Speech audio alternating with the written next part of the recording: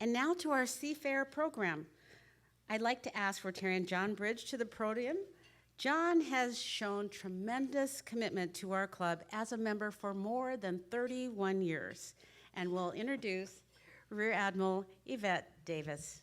John? Thank you, Deb.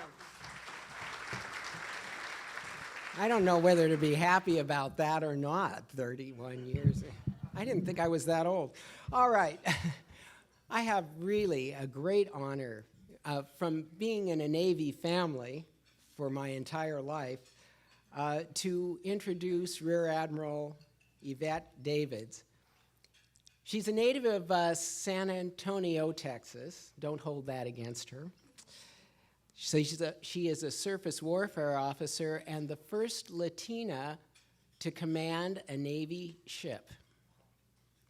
She's also a 2002 graduate of the Naval Academy with a Master of Arts in National Security and Strategic Studies. She has commanded the USS Curtis, a frigate, a guided missile frigate, and now she is serving as the commander of Carrier Strike Group 11. And it's based in Everett, Washington. Although the Nimitz right now, which is part and parcel of that, and I saw the Nimitz just sailing down Puget Sound just a few days ago.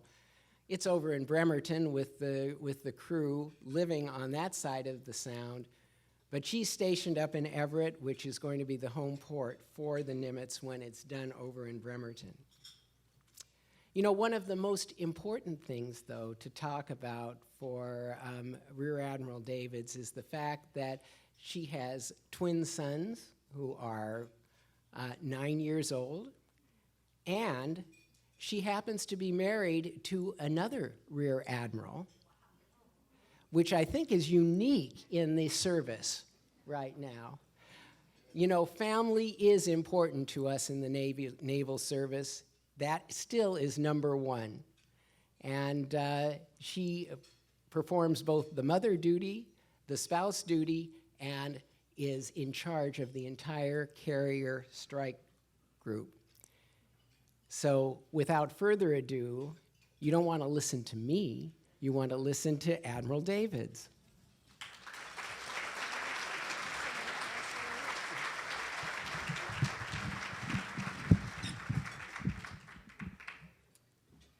Good morning, everyone. Oh, it is so wonderful to be here. Thank you for inviting us. So thank you, President Kim, General Collins, Consul General of Canada Lee, Beth Knox, Mona Locke, Ron Sims, who will be joining me as well, Jeff, Eric Corning, who reached out and kind of said what he wanted to hear, I think. And so he wanted a little inspiration, so I'm hoping we provide that today. And to the entire Rotary Club of Seattle and guests, I'm delighted to be here with you. CNO Hayward, it's an honor, sir, an absolute honor. Navy Band, incredible. And if there's anything I can just tell you all, keep singing your national anthems. That is just so wonderful to hear when the whole crowd sings it, and it's extraordinarily special. So thank you for letting me join in with that. And being that I am in the Navy, I'm particularly delighted also to meet King Neptune. Many of us sailors in the room have made your acquaintance at sea, sir, so it's so good to see you again. And I just have to share something that's happened today that always ties some of our sailors to Seattle Fleet Week. And so I just want to share with you something very important happened in the Navy this morning and throughout the Navy. On both coasts, all around the world, Chief Petty Officer results came out today, and many of us had the honor to share the good news with some of our sailors that they've been promoted and their life has changed forever. And so we do have certainly the representation here from the good ship Mobile Bay, and 5 of those sailors on board Mobile Bay just made Chief Petty Officer, and truly it's wonderful.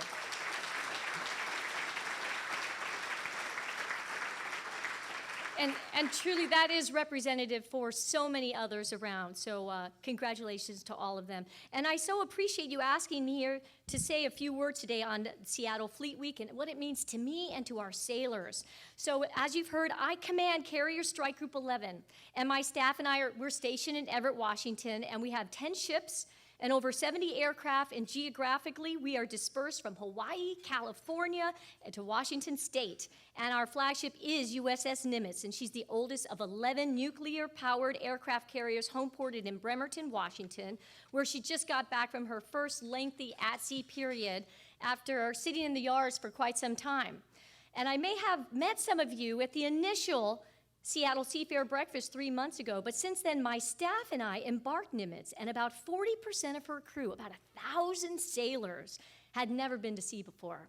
And let me tell you, oh my gosh, their youth, their energy, their excitement of learning their job, it was so incredible to be with them.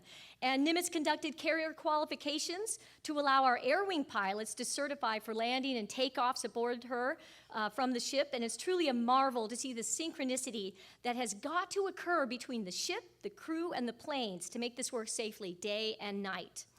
So my strike group is at its basic phase right now of their training as they ramp up for an eventual deployment.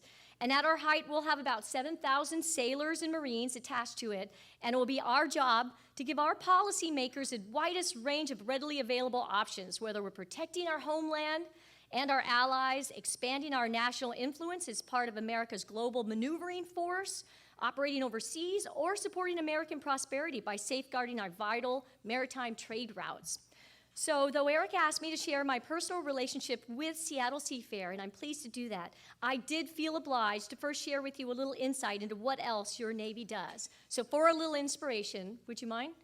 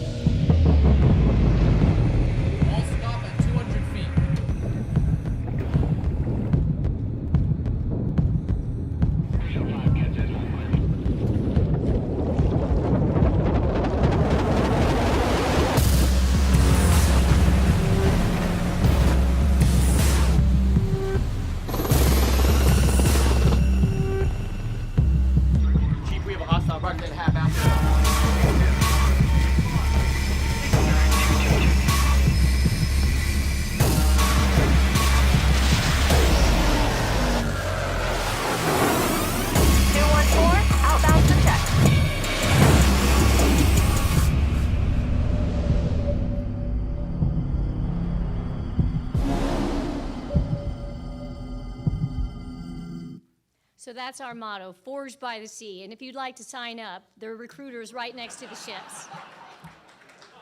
So yes, our mission is to provide combat-ready naval forces, and you saw some of them there, and many of them are sitting among you right now. And we're capable of winning wars, deterring aggression, preserving the freedom of the seas, and promoting peace and security. With 70% of the earth covered in water, more than 90% of the global commerce is conducted by sea. That equates to 40 million US jobs, 26% directly tied to global trade. And Seattle and the Pac Northwest depend heavily on international trade with Asia and throughout the Indo-Pacific region. And your Navy is here to ensure that those sea lanes remain open and free, and our undersea cables that are the backbone of the global internet remain secure. And I bring that up, given the tech industry here in Seattle, how important it must be for you to have those cables that take care of 90% of our global internet traffic protected, and the Navy's here to do that. So for the past few days, you've seen our sailors from the Navy cruiser Mobile Bay, the destroyer Spruance, Coast Guard cutter Active, and our Royal Canadian partners Nanaimo and Edmonton, and these sailors have been exploring the sights of Seattle during the parade of ships and its social events and ship visits. They're making amazing memories right now, and we told them when they volunteered to serve, we're going to change your lives one person at a time. We're going to show you the world and provide you a meaningful opportunity to serve your country. Coming to Seattle Seafair in so many ways allows us to fulfill that promise. So I encourage you to talk to them. It's personal stories and interactions that you'll find most rewarding. And I think you'll find our sailors, they're motivated and they're dedicated, professionals from diverse backgrounds. They're from every corner of the United States, yet they all share the common values of honor, courage, and commitment, and the common virtues of selfless service and devotion. So you can imagine what a spectacular week we've been having. It's been a terrific opportunity to see this welcoming and beautiful part of the United States, to interact with you all and the public, and many of whom rarely see their Navy up close, to share with the people of Seattle the character of our sailors and our Coast Guardmen and our ships. It also reminds us why we serve, which is to protect our nation, our ideals, and to showcase our strong relationship with our Canadian friends and fellow mariners.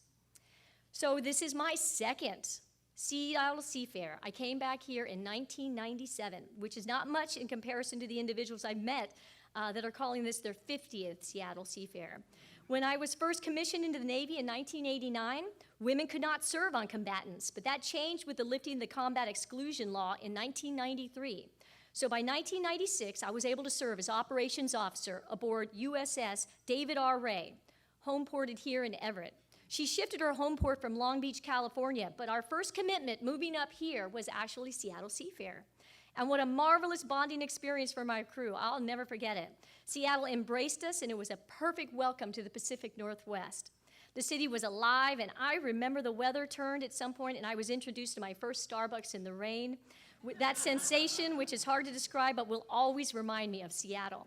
So my executive officer rallied the officers each night, and together we explored your establishments, and the city has such a cool vibe to it, and it hasn't changed. It's like no other city, and I know you all know that, and it's something you shouldn't forget, how very special Seattle is. And Seafair truly was the start to a wonderful new home for David R. Ray. I lived near Mukilteo Ferry Landing. Our ship trained and operated in these beautiful waters, and we dodged deadhead logs that would float away from the barges, and truly the drive in through the Strait of Juan de Fuca is one of the most incredible for any Navy sailor because we have Mount Baker as our head bearing, and it's breathtaking. And this base, the base was brand new up at Everett, and the carrier Lincoln had just arrived there. So I enticed my brother to move from Texas and join me up here, but shortly after, David R. Ray deployed for a long deployment in the Arabian Gulf. And I did always regret missing out on a summer in the Pacific Northwest. But my time here changed me to this day. It really did. And if it rains, I get energized and I want to put on my REI gear and go outside. And now I've returned to Everett and to Seattle Seafair 20 years later. And this weekend, I got the honor of representing the Navy riding in a Corvette in your spectacular parade in the company of my brother's son. So how time has changed. And I made it back for this glorious summer. So I'm just so absolutely pleased. But by now, the times have changed over this, and so has my perspective. So as you heard, by now I've served aboard 7 ships, commanded 2, a frigate and a cruiser. I married Keith, love of my life, Navy SEAL, who I've known since we were on the sailing team at the Naval Academy. And at this moment, he is receiving our household goods at his new home in Key West, Florida, so that's not so bad. And we have 2 9-year-old twin boys, Kai and Kiernan, and they're going to stay with him while I remain operational to enjoy the finest tour I have ever served in. And we're like many military families that you're going to meet who have served geographically apart, but hope to be good examples for our kids that some things are worth the sacrifice, and love, strength of family need not be impeded by distance at all. And I look forward to sharing the Pac Northwest with them when they visit, because they'll visit. Because now I see Seattle much differently than I did as a lieutenant, as a significant U.S. port that it is, with a flow of cargo by sea and by rail and cruise ships and air terminals, along with our strategic military presence. Your Navy now has 2 aircraft carriers, 5 surface ships, 13 submarines, 144 aircraft, and 92 support vessels stationed in this region. I see the military and our families entwined with the local economy, providing economic stimulus in the form of good, paying jobs, demand for housing and consumer products, as well as job training and education opportunities for thousands of people in specialized trades. And my eyes are wide open to the incredible quality of life this area provides to them, and I'm not surprised at all to find that they want to stay. Not just for the healthy lifestyle, but for the welcome our service members have received within their individual communities. I now truly see and appreciate the incredible commitment and investment this city has made to hosting Seattle Fleet Week since 1950. And I just want to thank Rotary No. 4 and all the Seattle leaders and the army of over 3,000 volunteers it takes to make Seattle Seafair and Fleet Week so truly special for us. What I find so special is how family members for decades have involved themselves in the festival preparations, and despite the size of Seattle, you all pull together to give a festival a very small hometown feel for such a large city. And being in the military, I really value community, particularly as I've moved home every 3 years. So what Seattle Fleet Week and the organizations such as Rotary No. 4 have taught me is that truly vibrant communities only happen through the purposeful commitment and engagement by leaders who are courageous enough and willing to actively shape their community. That is what you do. And as I learn more about the Rotary Club of Seattle, I see we share a common ethos: service above self. I think we all want to live a life of purpose in support of something greater than ourselves, and I can't think of a higher calling than to improve the lives of others. Your mission, which creates strong relationships, informs understanding, and serves to resolve critical community needs, it's inspiring. I'm also fascinated by your proud legacy stemming from the vision of your original Rotarians, Denny, Pinkham, and Skeel, and the unique bond of fellowship among business professionals and community leaders. We in the military value the importance of legacy and heritage. It shapes who we become, and it gives us a sense of appreciation of what it took to get to where we are today. That Rotary 4 now has almost 700 members in the United States tells us a significant story about you. And what you're giving each of your members is a sense of fulfillment and giving back to the community in some small way. On behalf of all of us, thank you for providing this incredible opportunity for our sailors to learn a little bit more about the character of Seattle. They're making memories and friendships that we'll never forget, just like I did. Can you imagine riding your ship into your hometown? I met a sailor last night with his mom and sister about to tour the family aboard one of the ships, and both mom and son were so darn proud.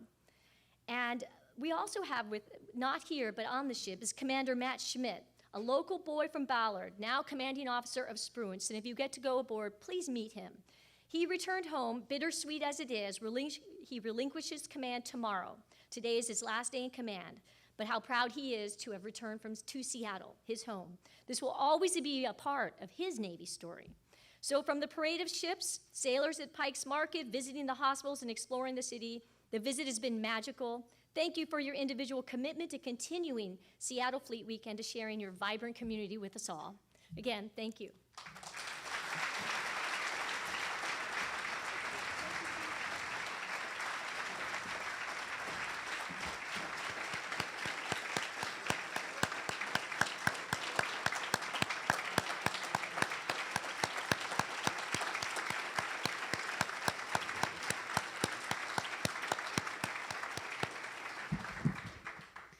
Thank you to John Bridge, and thank you, Admiral Davids. What an inspirational story. I only wish I could sign up. Where are those recruiters? So, in recognition of the 70th anniversary of Seafair, we will hear from some special guests today who will be introduced by Rotarian Beth Knox. As past president of Seafair, Beth is definitely an insider, and we are fortunate for her leadership on today's program. Please welcome Beth.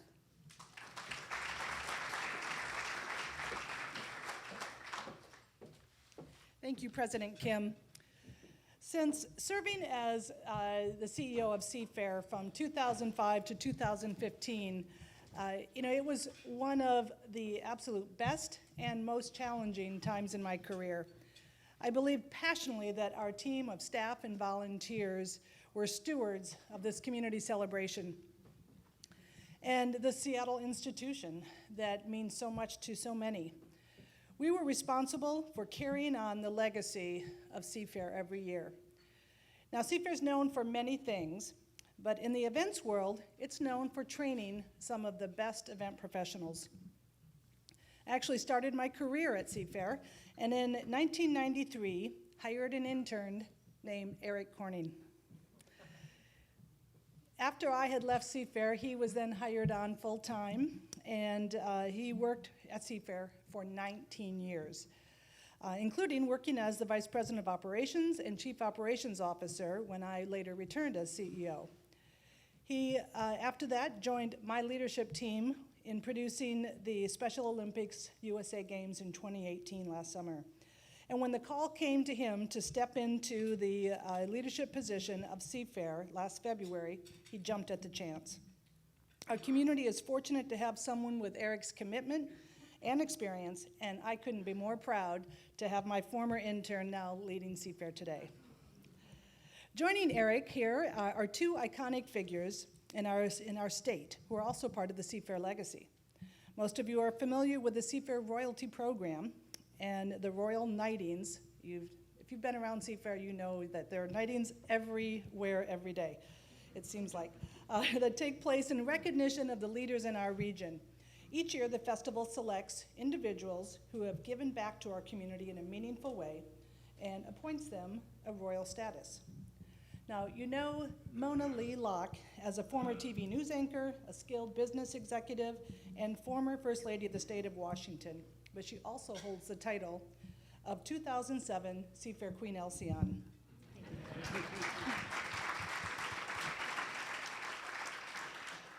Likewise, we have the familiar name of Ron Sims. Ron has spent his life in civic service, serving 2 consecutive terms as King County Executive and the position of Deputy Secretary for the United States Department of Housing and Urban Development under the Obama administration.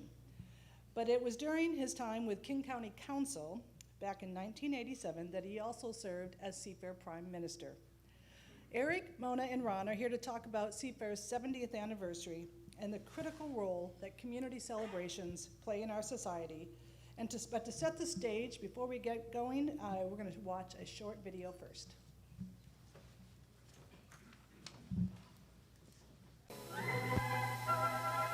Burning a boat's not really common in Puget Sound. Neither are pirates, if it's living and most of its fun to the sea. So each year the boat and the Buccaneers are part of the 10-day splash of the Seattle area. Seattle has over 192 miles of waterfront in the city itself. It was a natural that her annual festival should be a carnival of the water, a Seafair. During the Seafair's festive 10 days in August, Lake Washington plays special host to its annual sailboat regatta and the world's flatty sailing championships. For over 80 years now, the tribes have gathered annually to test their strength and skill on the waters, to match their prize canoes and most skillful crews. For downright thrill-a-second action, the annual Sammamish Slough Race is the best knockdown drag-'em-out boat event of all time. Each succeeding year since its first running in 1929 has put a new premium on sheer, unadulterated nerve. Other branches of the outboard sport may make more speed on the wide-open lakes and rivers, but none of them give the beating that these slough jockeys undergo from the twisting and turning through the choppy waters in the wakes of rival boats.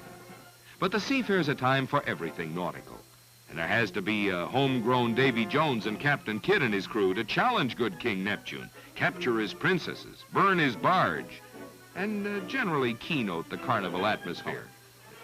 With real pomp, King Neptune's float leads off. For no festival, even a Seafair, could do without a parade. So down through the streets of Seattle, the bright ribbons unwind. Every parade must have its clowns. And the old stories and stunts are ever new, perennially amazing through a child's eyes. But it's the great dragon Loon that captures Seattle, enticed forward by the whirling Chinese dancer that speeds before him. Loon, his great head rolling and body writhing, requires a team of 20 young men to keep him spirited. But it's a marathon swimmer's stamina that helps the 27 aquadeers as the intricate routines go on without a breathing.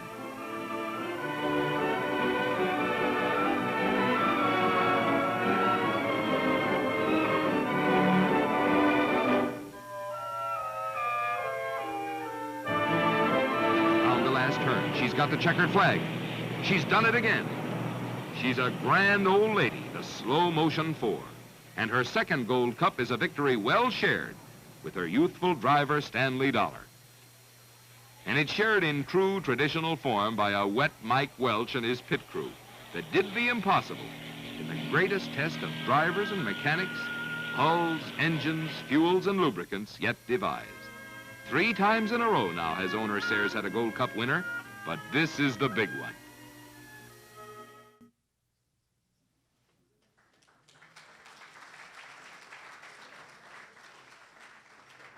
All right, well, thank you so much. I think we're going to start with Ron today and have you reflect on your Seafair experience. I had a great time. I was called a prime minister. Well, they still have them. I don't think they do anymore. But I was the prime minister. You had the king and the queen. They got to ride in the float, and the prime minister got to ride on the float if there was room. But often there wasn't. So I got to do what I love to do, which is work the crowd. You know, if you were a senior citizen, if you were in a wheelchair, if you were kids, if you were up to great mischief, I was perfect for you. But the thing I remember about Seafair, and particularly the parades, and there were a lot of them, is there is a lot of excitement. I mean, you think that most people say, well, a parade is a parade. Oh, no. I remember when I was a kid, I loved going to parades. And I grew up in Spokane. They had the Lilac Festival. And when we went over there at Seafair to Spokane's festival, I loved it. I said, oh, Spokane, I am back.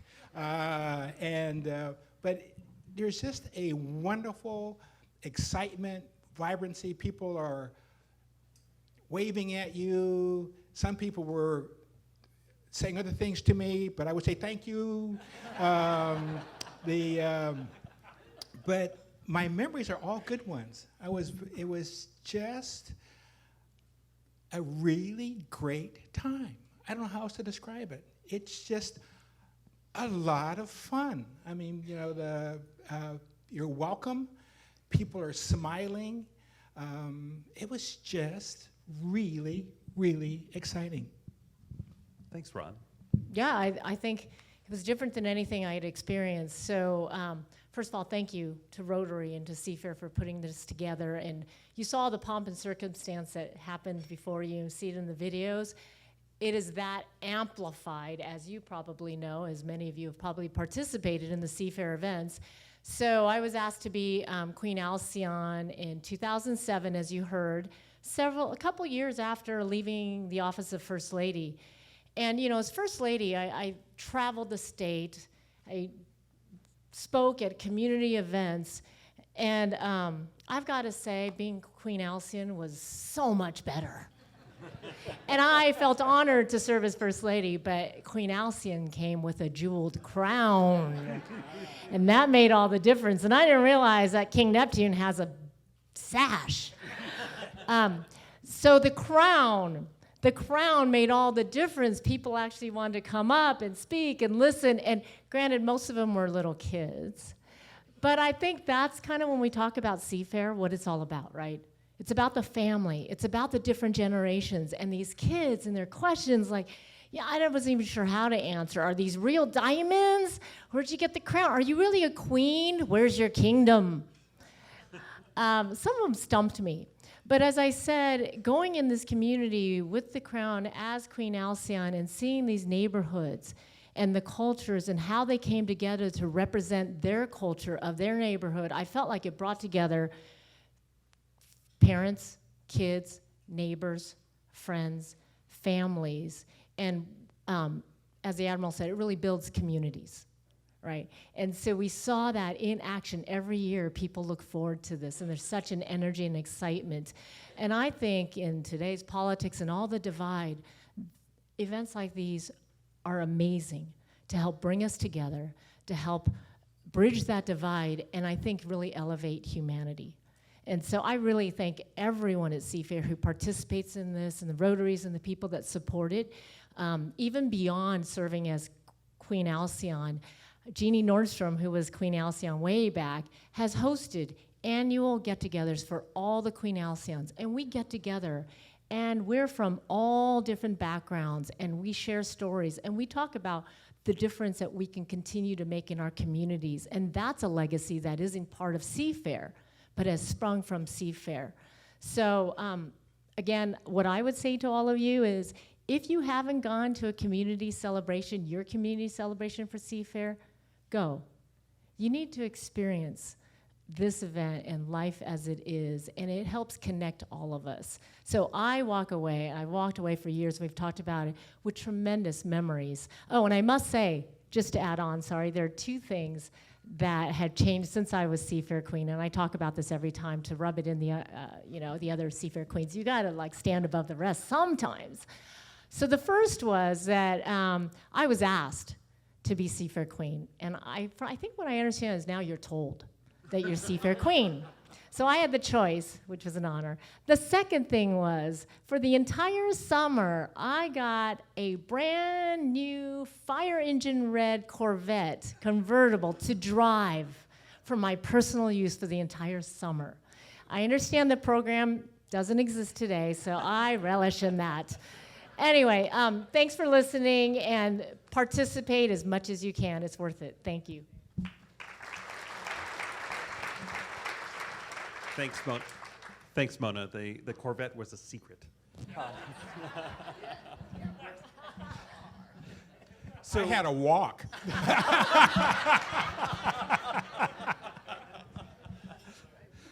So as I came back into Seafair in this role, we looked back at what it was like at Seafair way back in 1950. You know, there were 17 businessmen from Seattle that went out to Minnesota to be able to get Walter Van Camp to come out and start Seafair. And he said that he wasn't going to, they were going to start it in 1951. And he's like, why wait?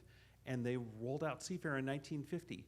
They built that aqua theater out in Green Lake in 75 days. I don't know if there's any building permits back then, but they created kings. They created the queen. They created the pirates, clowns. They found all these people to have all these roles. They had these huge parades. You saw the costuming and all the things that they built then. And they did this all for tourism. That's what's written down about it. And I think they were so wrong. This is really about building community. You guys talked about it in here, and about what it means to not only have large events like the Torchlight Parade, the Blue Angels Fleet Week, have those big tentpole events in Seattle, but all those little community parades and whatnot. And for us to be able to still cherish those and still be able to participate in those, I think is really the gem and kind of the secret to Seafair, and the secret of why we continue this from year to year. So. I just wanted to thank you for, again, hosting this fantastic thing. I just want to also thank Beth Knox, who you have been a tremendous mentor to me over the years, and thank you so much. I appreciate everything.